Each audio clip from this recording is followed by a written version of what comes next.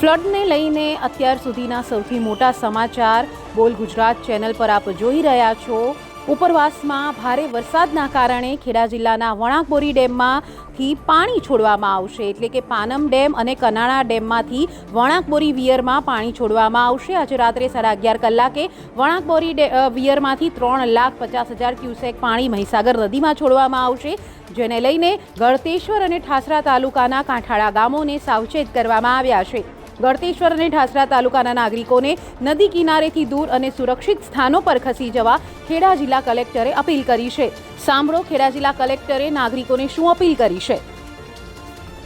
ખેડા જિલ્લાના બધા પ્રજાજનોથી મારી આગ્રહપૂર્ણ વિનંતી છે કે આપણા જિલ્લામાં વણાકબોરી બિયરથી રાત્રે 11:30 વાગ્યાની આજુબાજુ આશરે 3.5 લાખ ક્યુસેક પાણી મહી નદીમાં છોડવામાં આવે છે।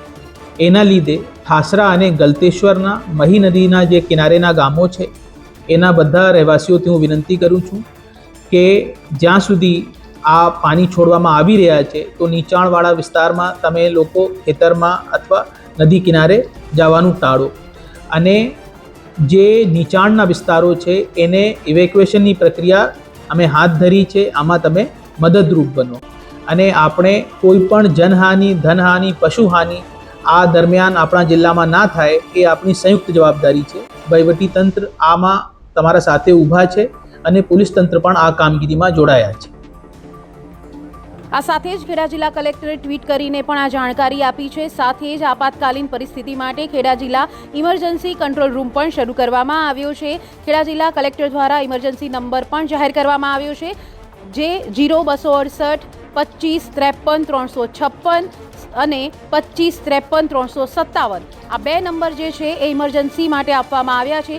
કોઈ પણ આપાતકાલીન સ્થિતિ હોય તો તેની માટે ઇમરજન્સી કંટ્રોલ રૂમમાં ગમે તે સમયે 24 કલાક સંપર્ક કરી શકાશે। સાવચેતી અને સલામતી એ આપણી જવાબદારી છે। આપણે સાવચેત રહીએ અને સલામત રહીએ। આ સાથે જ આપને અમારો અહેવાલ કેવો લાગ્યો તે ચોક્કસથી કમેન્ટ્સ કરીને જણાવશો। સાથે જ આપણી ચેનલ બોલ ગુજરાતને લાઇક, શેર અને સબસ્ક્રાઇબ કરવાનું ભૂલશો નહીં। આવી જ સતત અપડેટ અને અવનવા સમાચાર જોવા માટે અમારી યુટ્યુબ ચેનલ બોલ ગુજરાતને સબસ્ક્રાઇબ કરવાનું ભૂલશો નહીં।